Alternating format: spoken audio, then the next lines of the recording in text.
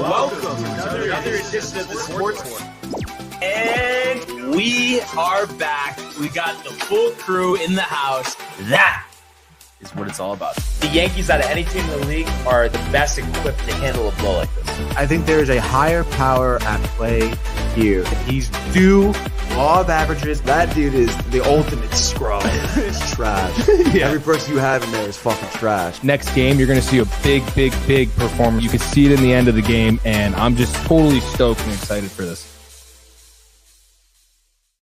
And we are back.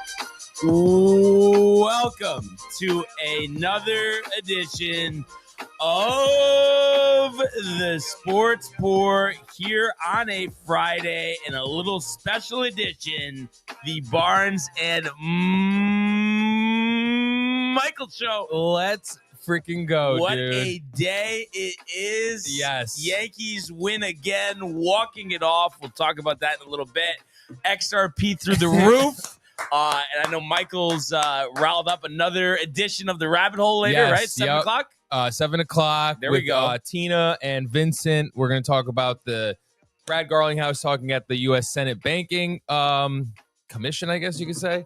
And next week, there is a lot going on with making the U.S. the crypto capital of the world. So I'm pumped. It's so awesome. And it's something like we were talking about before the show that has been in the works, for so long. And we're talking about, too, just how awesome it is to really like see the whole process through. Mm-hmm. And, just like, it's just, you hope the others, right, will eventually realize before it's too late. Yeah, right? no, I mean it's going to be a point where people are going to be like, dang, dude, I should have listened to you. Yeah, like, XRP's at 1,000. Do you think I should still buy? Yeah, it's like, I mean, dude, yeah, you should, but damn.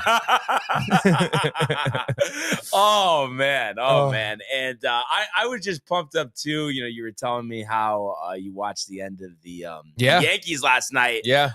Really the best win of the season. And like I said, we'll get to it. But just that excitement, the play at the plate, and just the comeback, too, because it really is amazing. And it doesn't matter, what sport you're talking about, but when you're able to get wins like that, I just feel like it does absolute wonders, not only for your confidence, but the sense of team morale, and the camaraderie. I mean, it's just, you could just tell everyone was so pumped. Oh yeah. And there is just such a big difference, sweeping a team, versus 2 out of 3.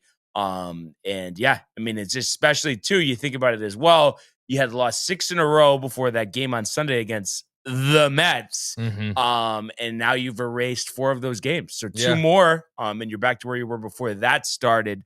So you love to see that. And we're going to definitely take a deep dive. But before we do that, we got some of the fam in the building. Yes, we have Derek Hose, 2017, Connor Anna.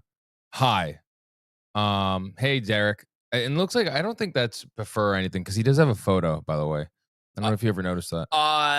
Yeah, no, I think that's just a different bot, because Prefer is like, I don't know, did you see how he like changed for, it's like some type of baseball purist, and he has a picture of me from a cruise 10 years ago. You didn't see that? No. Yeah, it's literally a picture of me, not 10 years ago, actually, like 16, 17 years ago. From my Facebook that he put we were like, oh yeah, we're going to start talking to like law enforcement soon about this. Do I need to call Agent Graham? We might have to, but it's like, it's crazy. Like, maybe I should be more on the ball with this, but I just really don't. Like, I don't know. I know we went back and forth about this a million times, but to me, it feels like it's somebody that just wants to be a troll that I've known for a while. That's what it feels like. But I don't know. It definitely has that I guess vibe. he could be a random loser Mets fan too, though. Well, that could be. I mean, it seems to have that energy. Because I don't know if you saw, I was talking to Tony about this too, how many, it was over 200 comments, over 10,000 views on the TikTok, me talking about how I don't think Gary Cohen and the "It's Out of Here" is like a really good announcer. I don't know if you saw that. Yesterday. So I think it was either posted yesterday or the day before, but just how many comments are. Everyone's so tight that I said that. And it's like, dude, remember at the Horseshoe, dude, we played like the sound. I mean, like, listen, it's not that he's a terrible announcer, but like, come on, let's be real. Like, he's a complete chief. Yeah. And it's like, they say he's the best play-by-play announcer in baseball is absolutely a disgrace to Vince Scully. There you go. I think that's a good take right there. Yeah. Josh saying, yo, happy Friday, fam. Josh B. Donna in the building saying, hi, guys. Hey, Donna. Hey, Josh. Josh B saying, Michael.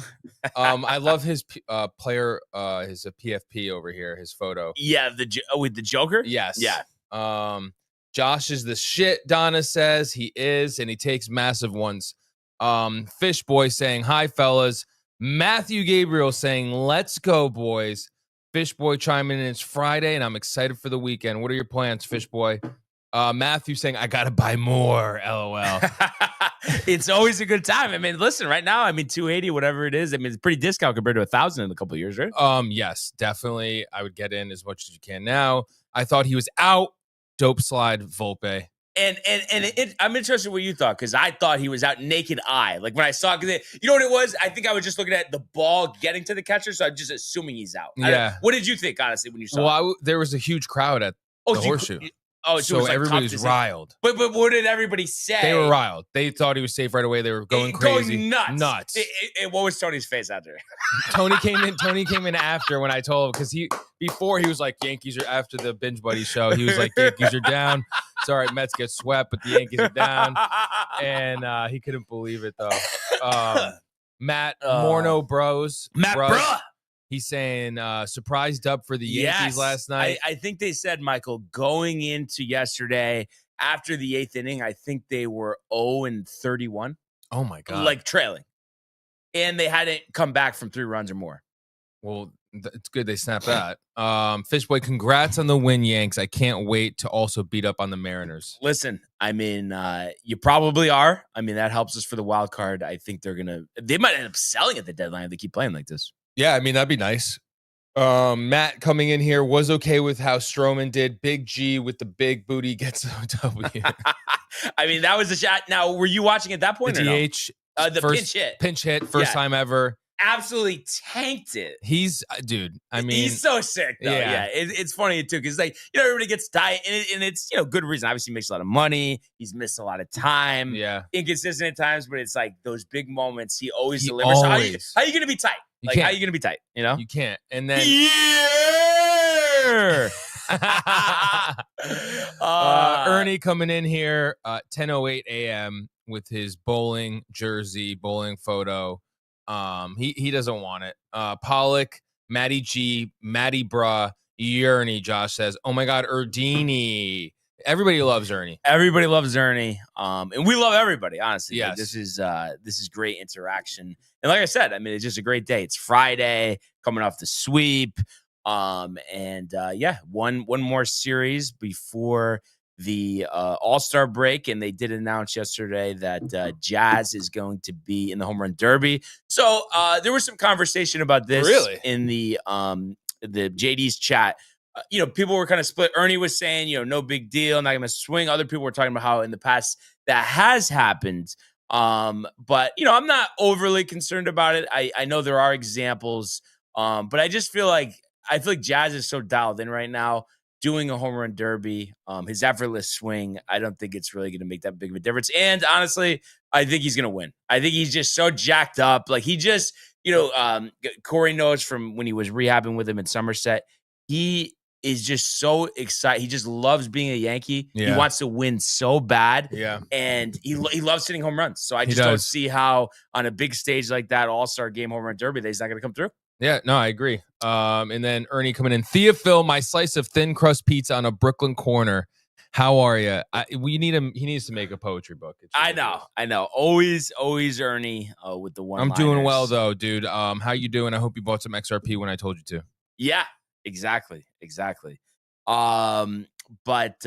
So all good stuff. And then also too, before we move along, just want to give an update from across the pond. Genesis Scottish Open. I have the PGA Tour live coverage on at the moment, but Chris Gotterup shot 9 under par today, so he leads by 2 over Harry Hall. He's solo second. Matthew Fitzpatrick, the former U.S. Open champion, he's 8 under, tied with Marco Penge. Fitzpatrick shooting 7 under par today. Matty Schmid is 7 under, as well as Nick Taylor, Keith Mitchell, and Rory McIlroy, who shot 5 under to get back in the mix. So at 7 under, he finds himself 4 shots back at the halfway mark. Xander Schauffele with a strong round today. He shot 4 under. He's tied for 10th. You also have Jake Knapp 6 under. Yesterday, he's even through 6 today, starting on the back 9. Scotty Scheffler is tied for 19th. He's 2 under today and 5 under overall for the tournament. You also have Michael Kim, who's 4 under, 3 under today's round. So he finds himself tied for 26. And you go a little further down. Justin Rose, 2 under today after an even par round. He sits at 45th. And right now, this could obviously change, but the cut line looks like it's 1 under par. So you have some guys kind of flirting with that. Justin Thomas is 1 under. He's only played 6 holes today, even par. Defending champ Bob McIntyre, he's +1 today, -1 for the tournament. He's played 5 holes today. Adam Scott is -1. He's even through 5 holes today. Colin Morikawa +1, -1 overall for the tournament. So those are the guys on the right side of the cut line. And then you go further down the list. You got some people at even par. Max Gracerman's done, so he'll need some help to get in. Francisco Molinari and Luke Donald also +1, so it looks like they're going to miss the cut. Max McGreevy +1. You have JJ Spawn, the U.S. Open champion, +2. So not everybody, finding success here at the Scottish Open, and you usually get a mix of that on these European courses. So that's really where we're at. Obviously, a lot of golf to be played, and it's kind of crazy. 1 week from now, we'll be, about halfway through with the Open Championship, the last, major championship of the year. So a lot to look forward. A lot to look forward to, and then also, besides that, Pollock could go for some for pizza. I'm saying fish. Mary Materialis says, hi, fellas. And then also Pollock adds, come on, Tommy Fleetwood. 36th place is not good enough. And John, I think the tough part for Fleetwood, it's always been a mental game. He's come close so many times, but that was pretty rough at the U.S. Open. It was right there for him. I think he shot 79, if I'm not mistaken, in the final round. It just feels like, it's never going to happen, which is just crazy to think about. And he's won across the pond, but he just can't seem to win any type of PGA Tour event. So we'll see if that changes. But for right now, that's kind of where he's at. But definitely, I'm excited to watch the golf over the weekend as we approach the Open Championship at Royal Portrush. But let's go now to the world of Major League Baseball. It's deep to left. It's 700. Albert Pujols. Yeah, what a play! Stop it. Yep. And Alonso cracks one of the Mets win the ball game. Out of sight. And it works at 100 miles an hour. 14 strikeout. Too deep to left field. There it goes. See ya. Yankees win. And Michael, what a win it was, in a historic win, because the Yankees had been no hit through 7 innings, had only had 2 walks in the first inning, and then ended up grounding into a double play to end the inning, and then got no base runners on until the 8th inning. Jazz Chisholm breaking up the no-hitter. But how about this? It was the first time in 236 games since 1977 that a team had come back to win after being no hit through 7 innings and trailing by 5 runs or more. So you think about how long ago, 1977 was. That was 15 years before I was even born. That was the last time that a team had come back from that type of deficit. So it was unbelievable rally. And it's kind of nice too, because I know there's a lot of, fellow Yankee fans out there, and I'm not going to name any names, but you're down 5-0, you're hitting no hits. They're not watching the rest of that game, but I pretty much maybe if it's the 8th inning and it's, you're down by 9, Michael, then maybe I'll turn it off. But I mean, a 5-0, you hang in there. You never know. You get a couple of runners on, you get the big bop. And that's really, what happened yesterday. So it was a great win, especially because coming into this game, sure, we had already won the series, but you felt like we were at a disadvantage because of the pitching matchup. Brian Wu is an all-star this year. And, ERA under 3, whip under 1, and going up against Marcus Stroman, who, let's face it, I mean, especially before he got hurt this year, I mean, was a human pitching machine. I mean, just so easy to make contact off. And I think going into the game, his ERA was 7, even after pitching 2-run ball over 5 innings in this game. His ERA still is at 6.66. Nevertheless, he's important right now. Because, you got the Clark Schmidt, Tommy John, Luis Seal not back yet, Yarbrough on the injured list, Schlittler, called up. So you need Stroman to give you innings. And by design of, that injury earlier in the year when we missed time, he's not going to reach the vesting option. So we won't have to worry about paying him next year. So get what you can out of him. I think just like last year, I don't expect him to be a part of the team's postseason plans unless, he has some miraculous comeback. But I will say, in the 3 games post-injury, he has given us what we need. And that's all you could ask for at this point. You're not expecting 7 strong, no earned runs, that type of thing. But, just kind of looking at this game from a whole, I mean, really not too many highlights early on. Stroman had a 2-out walk to Cal Raleigh, but then was able to get Arozarena striking out swinging in the first. Bottom of the first, Dominguez and Grisham lead off walks, and that was I think maybe the first time that he had walked 2 batters in one game, something like that. Like Wu doesn't usually walk batters, and he really settled in after that. That inning specifically struck out Judge. Bellinger grounds into double play. Top 2, after getting Polanco to line out, Stroman walks Luke Raley and then gets Canzone to single. So you had first and third, 1 out, and then Stroman, a contact pitcher, a lot of ground balls, a lot of just hits against him in general, gives up a single to Young to score Luke Raley. But fortunately, he gets Mastrobuoni to strike out and Crawford to ground out to second. So you were down 1 after an inning and a half. But like we said, nothing to talk about in the offense. 1, 2, 3 innings left and right. 3rd inning, Stroman works around a 2-out single from Arozarena. And I thought it was impressive too that he was able to strike out Cal Raleigh in that situation. Obviously, the major league home run leader. So he works around the Arozarena 2-out single. So 1 earned run given up through 3, but Yankee offense still searching for something.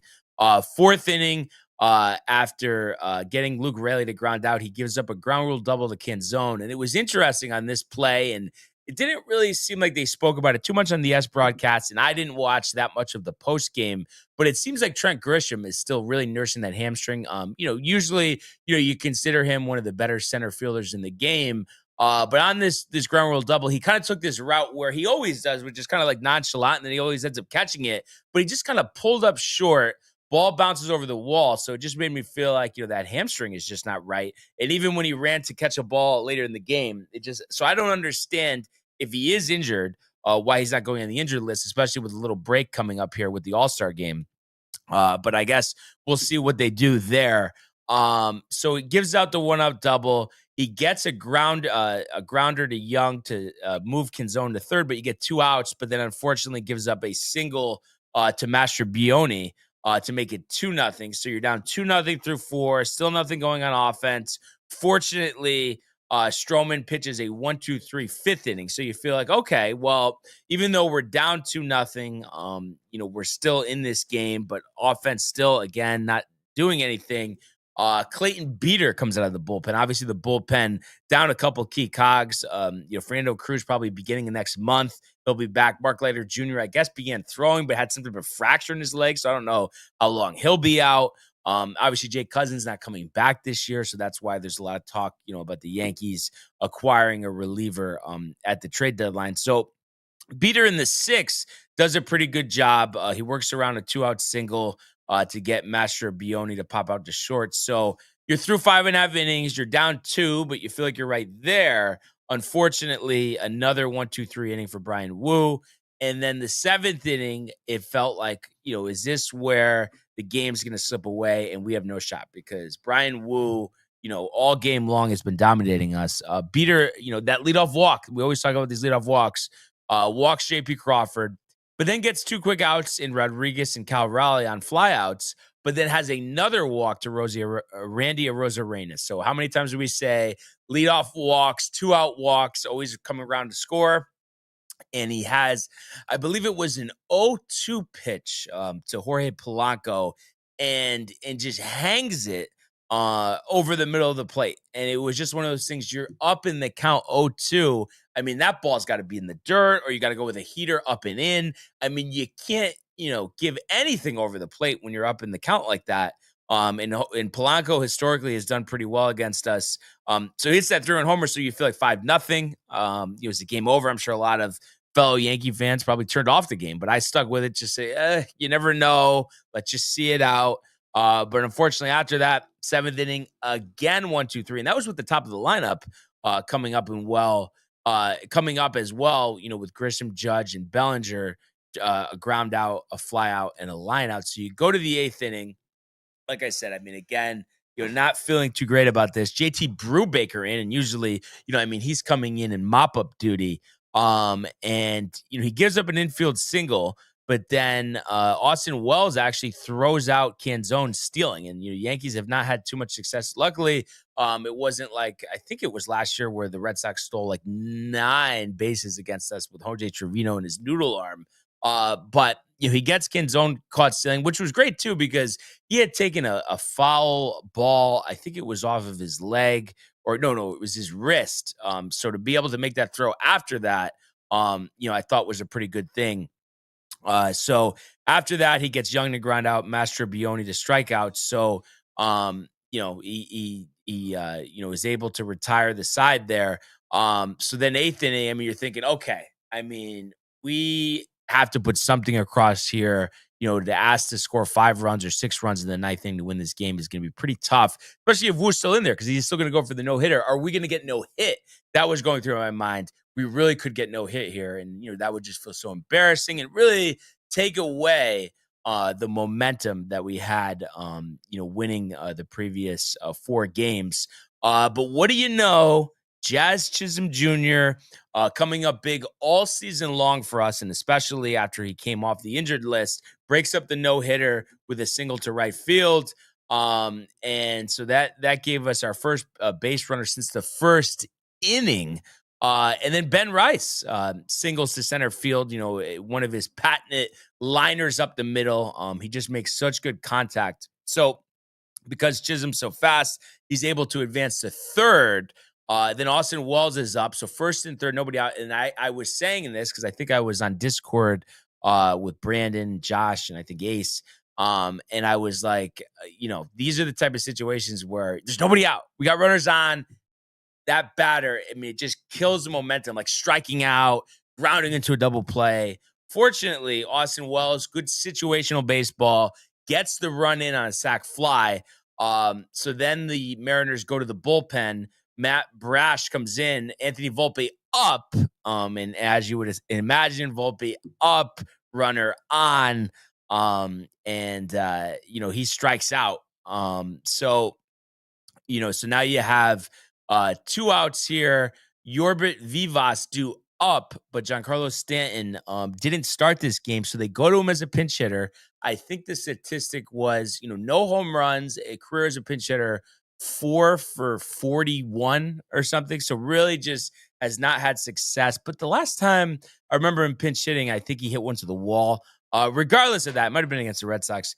But he hits a home run to center. He gets a fastball over the middle, doesn't miss it, 415 feet. So 5-3 game. So his first career pinch hit home run. So you love to see that. And it just continues the trend. We've talked about it for a long time now. Giancarlo Stanton just relishes these big moments, and that's why he does so well in the postseason. And this was just such a big at bat So 5-3. So now you're thinking, all right, I mean, listen, I'm not going to expect to win this game down 2 runs in the 9th, but at least it feels like we have more of a shot than expecting some huge inning in the 9th inning to score 5 runs. So Dominguez flies out to end the inning there. So Yankees go to Ian Hamilton in the 9th. And with these injuries, Ian Hamilton, who really was a success story a couple years ago when Clay Holmes was struggling, he actually picked up some saves. And this is after, he had missed several years of baseball and had some really bad facial injuries. I think he was on a comebacker, if I'm not mistaken.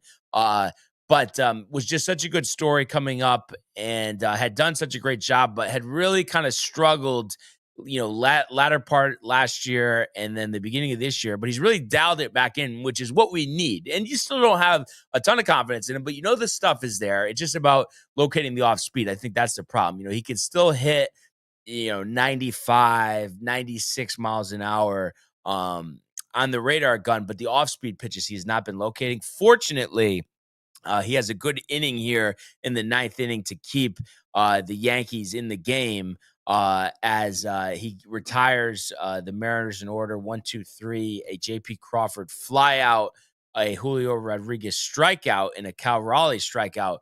And in between the Crawford flyout and the Julio Rodriguez strikeout, or I guess while Crawford was batting, he fouls one back, and Julio Rodriguez on deck takes one right in the leg. Didn't see it coming. A full liner foul ball right at his leg. I mean, it feels like, how did this not break his leg? I didn't expect him to stay in the game. The trainers look at him. He does stay in the game, but then he strikes out, and he'd also be involved in a play later in the game, which we'll get to.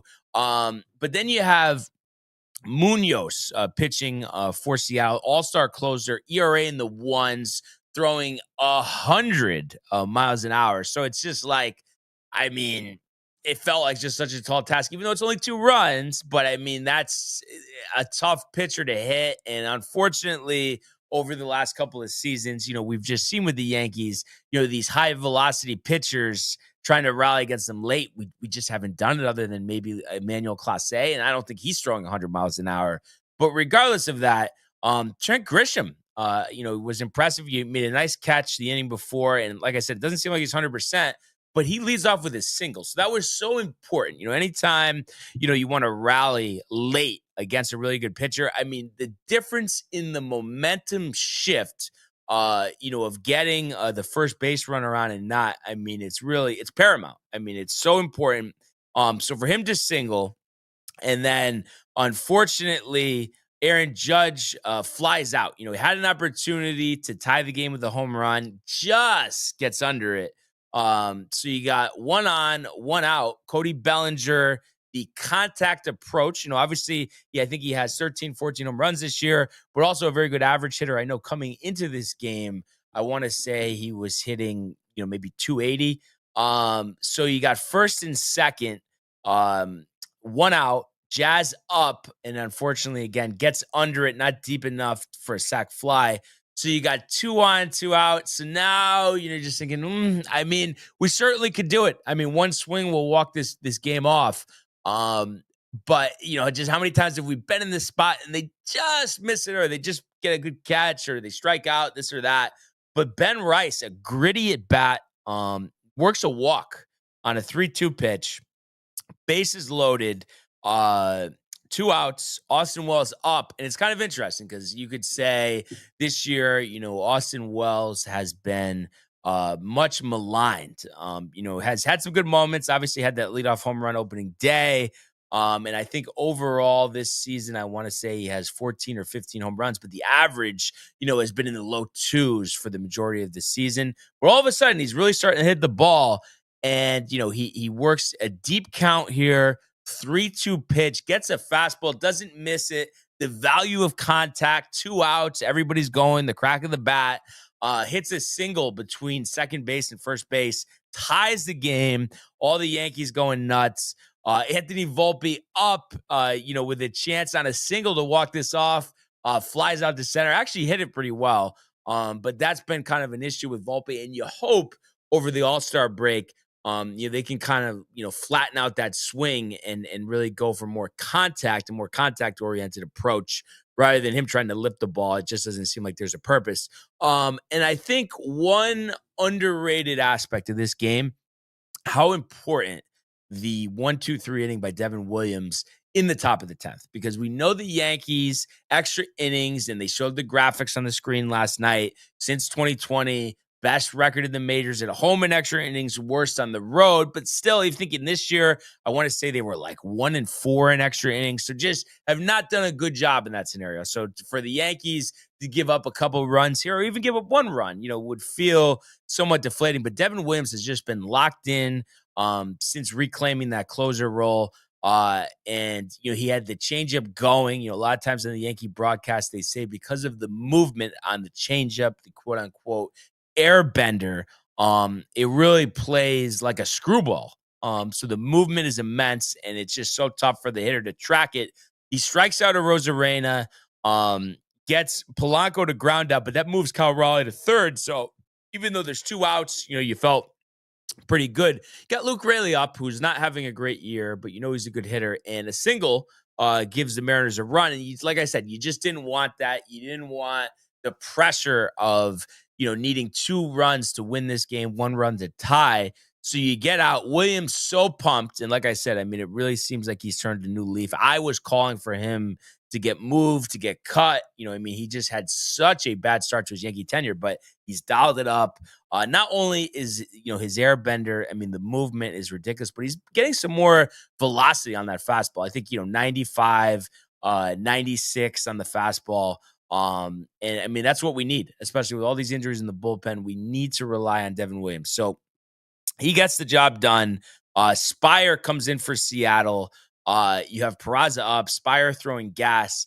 And, the first, he's attempting the bunt because, that's the strategy here. You only need 1 run. You don't even need a hit. You need a sack, 2 sack flies, a bunt and a sack fly, a bunt and a single, however you want to do it to get this run in. And the first pitch is right down the middle. Peraza pulls back the bunt. It's a strike. Second pitch, he just jabs at it, and it's a kind of a liner pop out to third base. So you're like, is this going to be, one of those innings again where we just can't execute on the little things? And especially Peraza, you're feeling, okay, not a lot of guys in this team are comfortable bunting.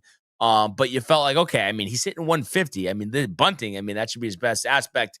Doesn't get the job done. And then it was kind of interesting because the lefty's on the mound. The Yankees don't like the matchup, a tough lefty that is, with Jason Dominguez, obviously switch hitting from the right side. So it was kind of like a chess and checkers type of move, I guess you could say, because if Dominguez is in there batting right-handed, they're going to pitch to him. But the Yankees go with Paul Goldschmidt, who kills lefties. So that necessitates Seattle to walk Goldschmidt, because instead of having to face him, they'd rather have lefty on lefty with Trent Grisham. But the only problem was Grisham works a walk. And so that gives you bases loaded, 1 out. And as John Sterling would say, you just needed a fly ball to walk it off. And Aaron Judge does that a little shallow to center field. You got Julio Rodriguez with a good arm in center, catches the ball, throws an absolute dart. The ball beats Anthony Volpe by a few steps, but he does a little, I'm trying to think of the right word, but just swoop dive where he doesn't go right in. He holds back his lead arm, gets under the tag. Kyle Raleigh, the all-star catcher, good defensively, and the Yankees walk it off, win 6-5. We talked about before the recap of this game, first team, being no hit through 7, down 5 to win since 77. Yankees first win after being down after 8 innings, and their first win after being down more than 2 runs. So many firsts to check off the box. And it was just so exciting, watching this game live. You watch it from the naked eye. You're nervous that he's out because that ball beat him, but it was just such a good slide by Anthony Volpe, the head first slide. Yankees going nuts. Judge gets the water cooler over his head, and it was just so much momentum, so much hype. And it was just so nice because I just feel like this season specifically, and especially recently, these tight games, tight situations, for us to be the team that executes in that situation makes the really great play to win the game. And that's exactly what happens. And it was so big because, like I said, Seattle, I think going into this series, Seattle was like a game behind us or a game and a half. And now you sweep them. They're 4.5 back. Blue Jays didn't play yesterday, but they had lost the previous day. So we pick up another half game. So it's only 2 games there. So you feel good about that. Plus the fact that they had won like 10 in a row before that White Sox loss. So they're due to lose some games. We seem to be playing really good baseball again. So it just seems like there's an opportunity to pick up more games, maybe even this thing up, or at least shave it to 1 game before we get to the All-Star break starting on Monday with the Home Run Derby. But yeah, such a big win. So many things to like. And I think the biggest thing during this lull, during this down stretch, 6-17, however you want to quantify how many games the down stretch was, where you weren't hitting, you weren't rallying. So the fact that we weren't hitting, it was very easy to kind of slip back into that. We're just going to go down, no fight last 2 innings. But no, that's not what happened. They had some good at-bats, some patient at-bats, work some walks. Always talk about how big it is to work the count, work walks. Walks always seem to haunt the opposing team. And that's exactly what happens here. So it was just a really exciting game, start to finish. What a series. For the Yankees, you scored 10 runs the first game, blow them out 10-3. You win 9 the second, and that's with Schlittler making his debut, looking electric, you scoring a bunch of runs, and then this epic comeback to finish off the series, feeling like it was a night that you might get no hit and feel embarrassed. Instead, you embarrass them. They blow the 5-0 lead. So it was just nice to be on the right side of that one. So with the win, the Yankees moved to 52-41, 29-17, first wild card position, 2 games back of the Blue Jays, like I said. Other than that from this game, like I said, I think Stroman, if he keeps doing this is all we're going to ask. Obviously a starter always going 5 innings. He's going to tax your bullpen. Maybe he works up his arm strength and just builds some more confidence with some good starts. But for now, we'll take it. This is what we need till we get reinforcements back. And then you hope that Ian Hamilton is kind of repositioning himself in this Yankee bullpen. We're going to need some high leverage innings out of him, maybe even Scott Efros, who's missed the last couple of years. JT Brubaker's had some rough appearances. It was a quick appearance yesterday. He gets the job done. So it'll be interesting to see if he can keep his job. And then, like I said, Devin Williams, so important, a 7-pitch 10th inning, and his 3rd win of the season. ERA, after how it started, over 10, is now down to 4.72, and I'm sure it will continue to work his way down. That's for sure. And then offensively, listen, there wasn't a lot to like most of this game. You only had 6 hits. Each player had with 1 hit each, but all big hits. I think that was the key. And then the value of the walk, the 5 walks, and then Giancarlo Stanton. All of this doesn't happen without Stanton. We always talk about how important his role is as a clutch player on this team, as a leader, as a veteran on this team. So it was great to see him get a moment and finally kind of get off the schneid, in terms of as a pinch hitter, because that statistic, is always going to be there. Boone asked about it after the game, kind of got a little testy with reporters saying, well, listen, most of those pinch hit bats were earlier in his career, different player, barely having days off. Now this is different. He rests a lot more, so he's kind of getting more used to if they need him in a pinch later in the game, that they're going to go to him. And that's what it is. So, like I said, great win, and you just want to keep the momentum going in a very important series here. With the Chicago Cubs, 7:05 tonight, 1 of 3. Over the weekend. I'm pumped to be at the stadium tomorrow.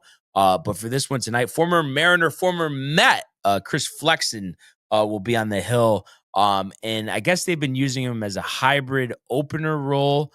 5-0 this year, 0.83 earned run average, 0.86 whip, but only 32 and 2/3 innings, only 17 Ks. For me, I know the numbers are there, but I feel pretty good about this matchup. This seems like a guy we could do damage against, especially with our strong left-handed bats. And then Carlos Rodon, has definitely been, up and down this season. But I think overall it's been strong. He just kind of did get lit up by the Mets last time, though. 5 innings, 5 hits, 7 runs, 6 earned runs, 2 home runs. And then that's what it is. When Carlos Rodon is rolling, he's not giving up 2 home runs. He had 2 really good starts in the previous outings, no home runs allowed.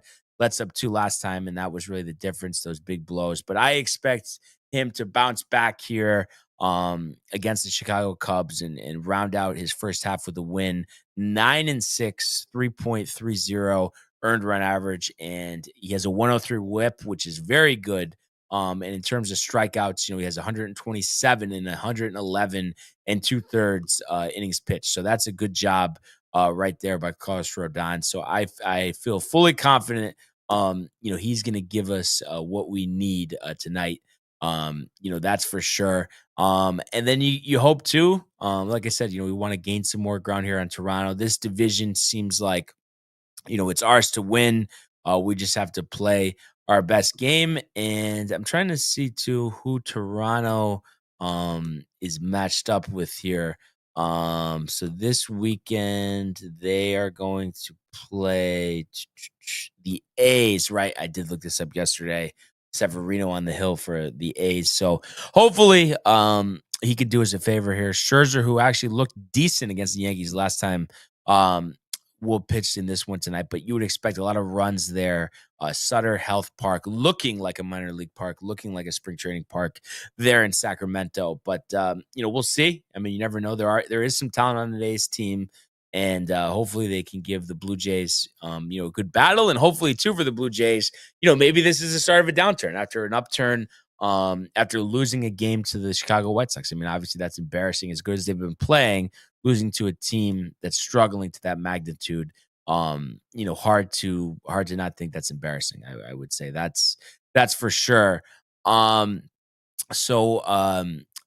I said, big series this weekend. And then also too, I'm pumped that, being there tomorrow, you'll have Max Fried on the hill versus Matt Boyd. That's a really good pitching matchup. Obviously, Fried, would be the unquestioned Cy Young favorite had it not been for Tariq Skubal, the way he's pitched this year. But 11-2, 2.27, and Matt Boyd, an underrated pitcher, a grizzled vet, 9-3, 2.52. So that should be a really good pitching matchup tomorrow. 105, the 2 left-handers. And then the final game of the first half will come on Sunday, 1:35. And a tough task for the Yankees. Shota Imanaga has been great for the Cubs, 5-3, 2.80. Will Warren, who pitched well on Tuesday, will get a chance to end his first half with a win. And he's been up and down, 4.70, but definitely some strong appearances mixed in there. That's for sure. So what I would say, Michael, if we could just strike up the old music, and we'll do kind of a one-off here. Usually me and Tony do a 6-pack pick segment, but this will be a full MLB pick segment, Hirsch Law Firm, all of that. And we're going to have a matchup here of the Chicago White Sox, Cleveland Guardians. The rain out yesterday, so they're doing the doubleheader, 3:10 Rate Field. I didn't know they had shortened it to Rate Field, but we have a pitching matchup here between Logan Allen and Shane Smith. And Logan Allen, 5-7, 4.07 ERA for Cleveland this year. Shane Smith, 3-7, 4.20. Total is set at 8.5. We mentioned the White Sox beating the Blue Jays in that series finale 2 days ago. I look at this game. The Guardians had lost 10 games in a row, but then swept Houston. I think, they're playing for their season here. The players are playing to not be sellers at the deadline, and you got to win these games if you want to do that. And I think they will. Shane Smith has pitched well, but I just think the Cleveland offense, is better than the Chicago offense here, and I think Logan Allen can outpitch Smith. So I think maybe somewhat of a tight game, but at the end of the day, give me Cleveland winning this one 5-3. Total set 8.5.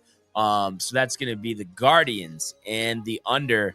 Next game up, Yankee Stadium, Rodon Flexen. We talked about it. Cubbies playing some good ball, 55-38, but only 25-22 away from Wrigley Field. So definitely more dominant at home. And you look at recently, they just lost 2 out of 3 in Minnesota. So in the midst of a road trip here, so the Yankees hoping they're a little tired, the travel, all of that. I think the Yankees get to Flexen. I mean, no one said him this year, but I think he's due. Wouldn't be surprised if Judge had number 35, as well as Jazz. He's jacked up, ready for the home run derby. So those are some good Ernie prop bets. But I think the Yankees come out swinging once again. Rodon, 6 innings, 9 strikeouts, only 1 earned run. And I think at the end of the day, the Yankees will win this game. Let's say 7-2. So it's Yankees and just on that under. So the Yankees and the under there. Moving along, another 7:05 game. We go to Baltimore, coming off the doubleheader sweep of the Metropolitans yesterday. They are facing the Miami Marlins. So Dean Creamer, 7-7, 4.53, pitching better of late. Against Cabrera, I believe is it Edward Cabrera, who's pitched well, 3-3, 3.33 ERA, striking out 80 and 78 in the third innings pitched. Marlins coming off of splitting a 4-game set with Cincinnati, and of course the Baltimore Orioles all of a sudden are red hot. I believe they swept the Braves and won 2 out of 3 from the Mets. That managerial change doing well, still in last place, 11.5 back. So you would think still sellers, but I think they're also the better team here. I think Creamer delivers. I like the under as well. Let's say the Orioles win 5-2. So we'll say Orioles in the under there. Moving along, still in the 7 o'clock window, 7:10 to be exact. And you have a pitching matchup between the Reds and the Rockies. Great American Ballpark. Chase Burns on the hill, 0-1, 8.10. ERA a little skewed. Did great against the Yankees before giving up a couple runs, and then got hammered at Fenway Park. Pitched better last time out. The number 1 pitching prospect in baseball. Going up against German Marquez. And I mean, the Rockies are clearly the get-right spot of Major League Baseball here. 21-72 this year, 11-36 away from Coors Field. I think the Reds, will have a field day here, and not a team that scores a ton of runs. But I think in this game against Colorado, I mean, how do you not like Ellie De La Cruz for like 5 total bases, maybe a dinger, maybe some stolen bases? The Reds are still in this at 48-46. So the total is 9.5. I say it goes over, and I think the Reds win this game. Let's say 9-4. So we're going to say Reds in the over there. Moving along, 7:10 again, Apple TV.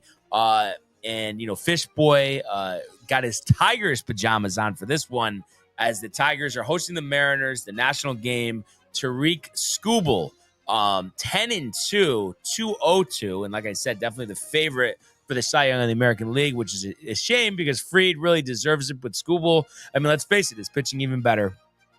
Luis Castillo could have been, a New York Yankee right now, but Yankees wanted to hold on to Volpe at the moment. At least he had his moment last night. But 5-5, 3.31. Still a very effective pitcher in baseball with that change. And obviously the Mariners coming off getting swept by the New York Yankees, and the Tigers have won 4 out of their last 5 games, taking 2 out of 3 at home against Tampa. Hard not to go with Skubal. It's like how I feel with the Yankees when Fried is on the mound. So I think, it's 7 strong from Skubal. I think shutout innings, honestly, because this Mariners offense does not impress me. Kyle Raleigh barking, talking about MVPs over Aaron Judge. I think it's nonsense, and I think he's going to be put in his place. So I think the Tigers shut out the Mariners, and I think they win 5-0 and give Javi Baez a home run. He's definitely had a resurgence here in Detroit. So Mariners in the under. Moving along, another 7:10 game, Fenway Park. It's a 4-game set there. The Red Sox did win last night. rallying against newly minted Ray, Brian Baker, the former Baltimore Oriole. Chapman in for the save for that one. But you got Hunter Dobbins going up against Drew Rasmussen, who's pitched well, 7-5, 2.82. Dobbins 4-1, 4.10. They limit how far he goes into the game. Struggles third time of the order. Did pitch well against the Yankees. The barking, though, so obviously he's public enemy number one for us.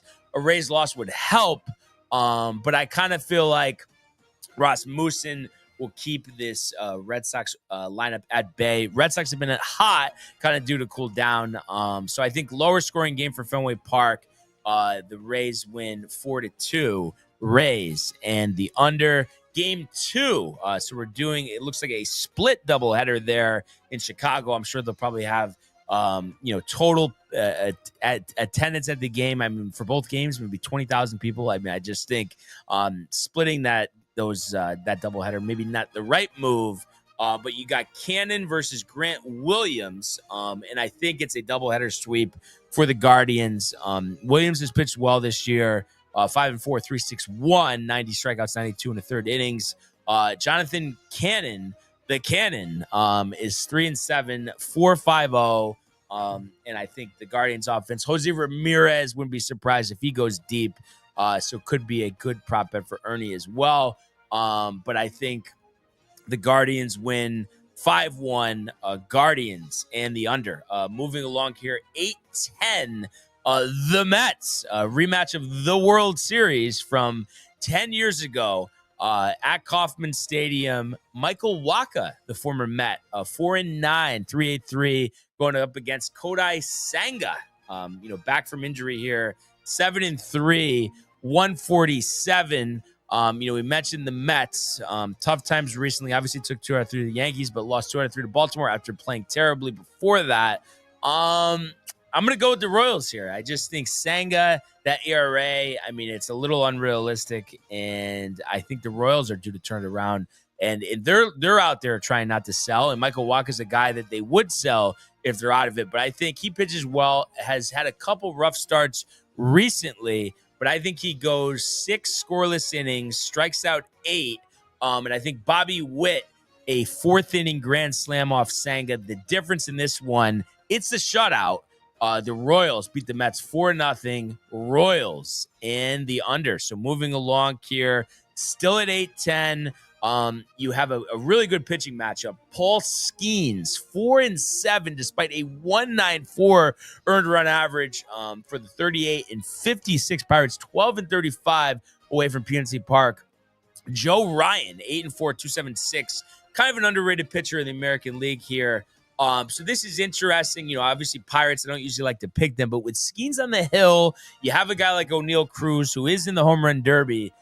You feel like Skeens could go 8 innings of 1-run ball, maybe Cruz running into one. That's ball game, and that's what I'm going to go with. So I'm going to say 3-1 Pirates, and Skeens over on the strikeouts, but Pirates and the under. So moving along, next game up, another 8-10, Rangers-Astros, battle of Houston here, battle of Texas, I guess you could say. But you have Lance McCullers Jr., hasn't pitched that much this year, 2-3, 5.82. Jack Leiter, son of Al, 4-6, 4.32. Rangers struggling, 46-48. Astros hot, 55-38. But give me the Rangers. I think, they're trying to stay in there as well. Adolis Garcia, he's due for a dinger. Make it 2 dingers and a surprisingly high-scoring game because the Rangers haven't hit the last year and a half. I'm going to say Rangers win 8-5. Rangers and the over. Last 8-10 game, Nationals Brewers. You got Priester versus Parker here. Brewers minus 190 at home here against Washington. Obviously, you got to worry about James Wood, but I think the Brewers have recovered quite well since getting embarrassed at Yankee Stadium first series of the year. Christian Yelich, I think he's going to have 4 RBIs in this one, and I think the Brewers, who have, like I said, have been playing good baseball, swept the Dodgers. I think they win this one 7-3. Brewers and the over. So now I believe it's 8:15 we find ourselves at. Braves and Cardinals, Grant Holmes versus Michael Libator. Braves still struggling after that terrible start, 40-52, 16-30 away from Truist Park. Cardinals good, 50-44, 28-18 at Busch Stadium. So kind of a tough one. And you look at recently, the Braves have lost 4 out of 5, losing 2 out of 3 in Sacramento. The Cards took 2 out of 3 against the Nationals. So I'll go with the Cardinals here. I think they've just been playing better baseball. Wilson Contreras, give him a homer, 3 RBIs. And I think the Braves offense is shown to be inconsistent. I think it rears its ugly head again here. Cardinals win 4-2. Cards in the under, moving along 9-38. Diamondbacks at the Angels, the big A. Angels even on the money line. Arizona -120. Reen Nelson going up against Tyler Anderson. And you look at Anderson this year, 2-6, 4.19. Reen Nelson good, 5-2, 3.39. Diamondbacks and Angels similar record. Diamondbacks 46-48. Angels 45-48. Maybe both sellers at the deadline. Who knows? We know Artie Moreno cares about attendance there in Southern California. Recent play, Angels have won 2 out of 5 after splitting that series with the Rangers. The Diamondbacks also split their series with the San Diego Padres. So I'm going to say, give me the Angels. I know Reen Nelson has pitched well, better than Tyler Anderson, but I could see Anderson having 6 scoreless innings, and then maybe, Joe Adell has been absolutely on fire for the Angels. Give him 2 home runs, 7 RBIs, and I think the Angels will take out the Diamondbacks here, by the final score. Let's say 8-4, Angels and the over. So moving along here, next game up, 9:40 from beautiful Petco Park, San Diego, California. You have a pitching matchup of Ranger Suarez for the Phillies, who has been unbelievable. 7-2, 1.99, going up against Ryan Berger. Looks like possibly an opener type. I kind of actually want to dive into this. Not really familiar with Berger, the 25-year-old right-hander, but it looks like, okay, he is pitching. He just hasn't gone deep in these starts. But the Padres, I don't like how they've looked recently. They did split their series with Arizona, but such a hot start to the season have really tapered. Phillies lost 2 out of 3 in San Francisco. But give me the Phillies. I like Suarez too much. The San Diego offense can be inconsistent with the lack of pop. So I think the Phillies win. We'll say 5-2. So let's go Phillies and the under. So let's see. What do we got here? We got 2 games left, both after 10 o'clock. 10:05 from Sutter Health Park. The A's, can they do us a solid against Max Scherzer and the Toronto Blue Jays? Blue Jays, interesting. 54-39, but only 22-23 away from the Rogers Center. But the A's, not exactly a strong home team. 18-30 and 39-56. Severino batting practice this year, 2-10, 5.30. I know the splits, the home, the away, good on the road, but not last time at Yankee Stadium, got hammered. And then Scherzer did look good against us, but I don't know. I guess I'm going to just kind of go for it. Don't feel great, but maybe, Scherzer, the what is it? The thumb issue or whatever he's had going on with his hand. Maybe that rears its ugly head. Maybe Brent Rooker steps into one. Maybe there's a couple guys on. So I think the A's, by the value of the offense, I think Severino will still give up 3 or 4 runs. But I think let's go over the 10.5, and let's say the A's figure out a way to win this game 10-7. So let's go A's and the over. And then we have our last game of the night, classic matchup. Dodgers, Giants, Oracle Park, the Bay Area. Dustin May, 5-5, 4.52, going up against Logan Webb, 8-6, 2.62. Giants hanging in there, 51-43. Have gained some ground, but the Dodgers recent, I believe, is it 6-game losing streak. So the Giants find themselves 5 games back, have won 4 out of 5, but did get blown out by the Phillies 2 days ago, 13-0. But obviously the Dodgers 6 in a row. It is tough here because it's like, are the Dodgers really going to lose seven games in a row? I think just for that reason alone, I'm going to go with the Dodgers. May's been inconsistent, but I think they'll come out swinging the Dodgers, and would not be surprised if Ohtani and Freddie Freeman left the building. And I'm going to say 7.5. I like the over. I mean, because the Dodgers, let's face it, they could easily score 5 or 6 runs. So let's say the Dodgers win 6-3. So we'll go Dodgers and the over. And just like that, that's your extended MLB pick segment here. Hirsch Law Firm, all of that. Really riled here for later on at Yankee Stadium. And I still do have the coverage up. And right now, it looks like Chris Gotterup remains in the lead on virtue of that 61 he had earlier this morning. And it looks like Matthew Fitzpatrick finished up at a 63, 8 under overall. So he is 3 shots back. Hall still in solo second at 9 under. And we'll take a look at the extended leaderboard here as well. Yes, Penge is still at 8 under, so tied for third. You got Matty Schmidt at 7 under, Nick Taylor 7 under, Keith Mitchell 7 under. We mentioned Rory before. And let's see what else we got here. Has Scotty looks like he dropped a shot. Yes, a bogey on 7, so he's 4 under, tied for 24th. Aubert 4 under, tied for 24th as well. And let's see, Tommy Fleetwood 38th now. John Pollock, so still looking to improve upon his position, but we will keep an eye out on this until we wrap up here. And just a couple comments here. We have Kev Du doing the Matty G. And then Fishboy says, yes, sir. Scooble versus Cal Raleigh is about to go hard.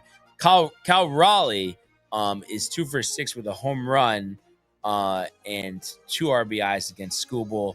But I think he's gonna be silenced. Honestly, he's kind of annoying me. I think like I said, I think he's just, as Tony would say, he's getting a little out of his breeches. Talking smack, talking about deserving the MVP over Aaron Judge. And I think he even went to the extent of saying something like, "Oh, a lot of those home runs he hits or tack on home runs don't matter." I think he needs to get some perspective. I mean, he's playing for a team with the Mariners, who, let's face it, haven't done anything really ever. And listen, I know he's a good catcher. I think, like I said, I think he's playing, above his head. So I think for him, instead of kind of looking to chirp, looking to start stuff with people, should just enjoy this moment, being one of the best hitters in the game this season. Enjoy the Derby, but worry about yourself. Don't worry about what other people are doing. And I think it's just highly, irresponsible to, go after a player as great as Aaron Judge, who is classy as any player in the game. He's not telling somebody that their home runs don't matter. That's for sure. So I think, like I said, if he tones it down a notch, I think it would be nothing but a good idea for him, to say the least, regarding that. But, we'll see what happens. But I think, Pollock, you'll enjoy this series over the weekend. That's for sure. Michael, we could keep the music up, but if we could get the immaculate grid up here, yes, we can. A pretty good one. And then Kev Du says, straight fucking Matt hater. I mean, Kev, I just give it like it's straight. And I think, it's okay. Mets fans can't help it, but I think they struggle from something that I like to call delusion, where you are what you are until you're not. So until you do what you're supposed to do or what you want to do, you're going to be the same team that you've always been. But I digress, Michael. Yes. So interesting grid here. You have Tigers, Mariners, and then also Mariners, Blue Jays, Mariners, Houston, as well as the 30 home run seasons for all these teams and the under 3 season in terms of the earned run average. So a bunch of different places to go here. I'm just trying to think where I want to begin. I would say so. If we could go middle, Michael, and go with not a favorite of ours, but Josh Donaldson, who once was a very productive Major League Baseball player, believe it or not. 4%. Before he was striking out 100 times a game for the New York Yankees a couple years ago. And then another favorite of mine, so bottom middle, Morgan Ensberg, not a guy that probably too many people are even familiar with, but had a really 2%. strong run, and I figured it would be low like that. All right, so we're talking 30 home run season here. I have a couple thoughts. I'm just trying to think about this for a second. Trying to think of somebody that maybe, isn't on the top of everybody's list. You know what? We'll go with a former New York Met. So we're talking about the Mets, Kev. JD Martinez. Where's that? Top middle. Top middle. All right. 2%. All right, so we're off to a pretty good start here. So we have Seattle and the Blue Jays, Seattle Tigers, Seattle, Houston. Where's Ernie when you need him? But let's see. So under 3 ERA pitchers. I have a thought here, maybe for Detroit. Let me just see here. So. Okay, so then in the Blue Jays, I feel like maybe no one will get this, but maybe they will. All right. Let's see. So Houston 2. I guess for Houston, so bottom right. You want to go Dallas Keuchel? 3%. 3%. And then I keep forgetting who there's a relief pitcher. Let's see this for a second. Oh, yeah, that's a good one. Okay. So for bottom left, Michael, if we could go Taylor Trammell, former Yankee, barely played. There we go. 0.8. There we go. So moving along. And I'm just trying to think about Blue Jays, other than Roy Halladay, if that's like the best one. Just see here. And then also Seattle and Detroit. Just trying to think about guys on both teams in Seattle and the Blue Jays. I don't think but yeah, then I'm not thinking about relievers too, which is interesting. Who the hell? The Blue Jays closer. I don't know if it was. Would it be Billy Koch? Yeah, okay. Yeah, so middle right, if you could go Billy Koch, Michael. So it's Koch is the last name. Yeah. Got it. 1%. 1%. There we go. How about that goatee, huh? Great goatee. They don't make those like that anymore. No, they don't. That's not looks a little scary. It kind of reminds me of someone. All right, and then Tigers closer. So who the hell? I'm trying to think about really good Tigers closers, as well as pitchers. Obviously, everybody is going to think of Justin Verlander. And then I don't know if Jack Flaherty count if he was dealt. Okay. All right. So top right, Jack Flaherty. Jack Flaherty. 0.4. All right. So 2 left here. Seattle and Detroit and Seattle, and the Mariners. So I'm trying to think. I don't think Nelson Cruz. And then we go to the comments for a second. Okay, so Robbie Ray, Detroit, and Seattle. Let's see. Okay, yeah. So top left, Robbie Ray. 3%. 3%. And I think I know the last one, but I just want to double check something. So, all right, yeah. And this is a Matthew favorite here, Edwin Encarnacion, because that was always the call. And that is good. And just hit maybe later.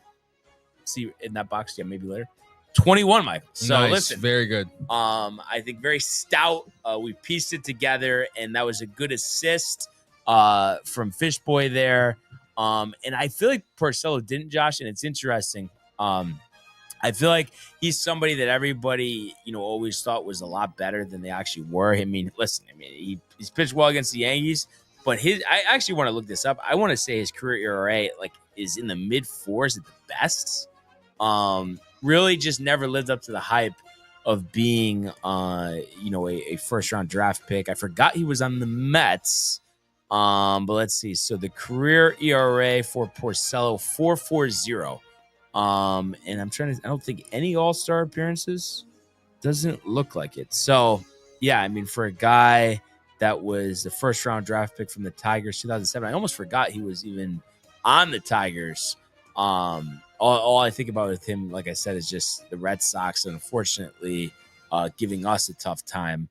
But just want to see, other than that, if we have any news brewing here. Vinny Trocheck's birthday today.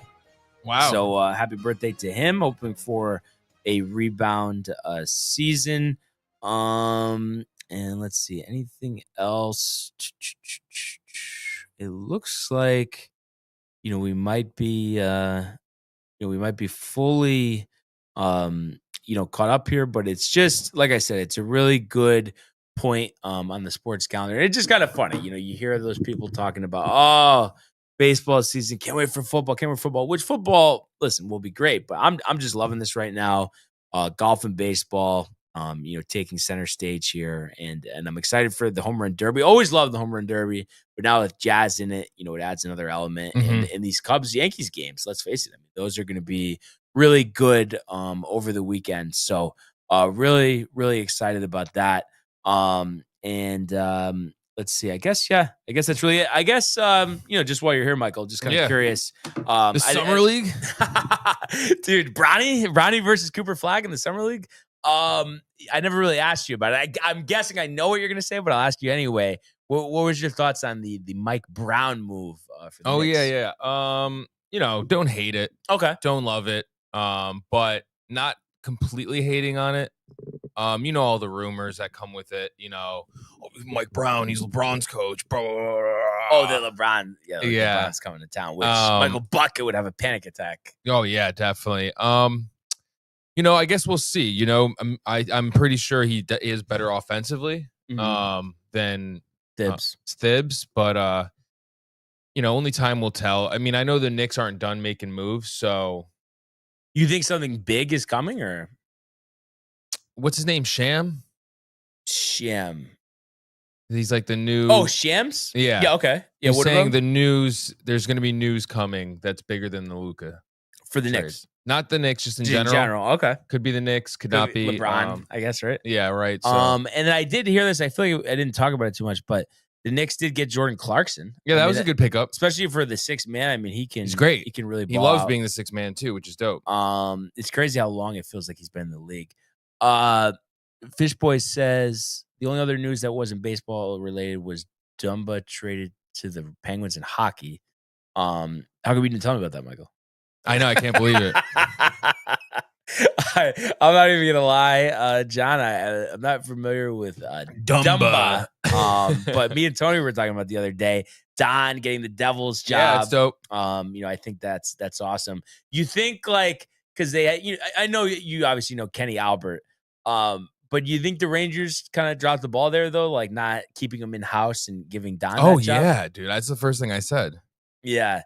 So it's going to be a shame losing Don, and even Tony was saying, "Oh, I might listen to some Devils games just to hear how Don is because he's really great." And I even heard something which would be like typical Devils fans, but supposedly they were complaining about the hire, saying Don's a Rangers guy, and like they're thinking about all the the rants that he's had on the Michael Kay show, and obviously now he's with Hahn and Rosenberg. But I mean, that's crazy. I think though, honestly, once they listen to a couple games, they'll fall in love. I mean, Don is just an all-time legend. He is. That's for sure. What's Ernie's number one buddy saying?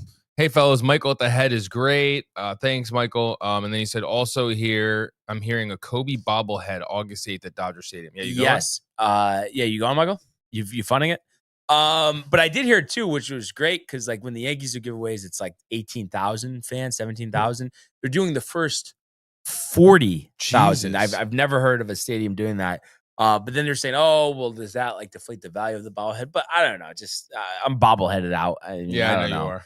Right? Where are you with the bobblehead, honestly? Yeah, I'm neither here nor there. Yeah. Like they're cool when you get them and we get to have them in the studio, but I'm not like right. You wouldn't go out of your way. But No. then it's like sick. Oh, you do get something rare, but you're not lining up for a 7:00 game at 11:30 to make sure that you get the bobblehead. Right. Exactly. So, that's really where we're at. But it's been a great week. That's for sure. And like I said, just love having the momentum going into the weekend for the Yankees. Can't wait for tomorrow.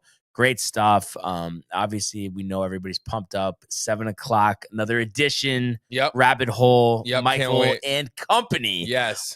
So definitely tune into that. Also, Bar A, July 25th. It's gonna be dope. Yes. 14 days. Lots of TCA locked in, Definitely ready to go. Make your way over. Sirius Christopher XM. Mad Dog, Yes. Russo, Babchick hyped. Yes. Tony's birthday that day. Tony's birthday as well. So great week, great, sharing it with all of you. We really appreciate everybody who tuned in, continues to comment, like, and subscribe. All of the archives on the YouTube page, Tony, Michael, Renee, and Jay in costume, the merch at DowntimeTV.com. Want everybody to enjoy the day, enjoy the games. Let's go Yankees. And we will see you on Monday. Hey guys, Tony here from Downtime TV checking in. I want to thank all our fans out there who's been liking, subscribing, sharing our content. You guys are the best. You guys are our bloodline. You make us love what we do. Thanks again.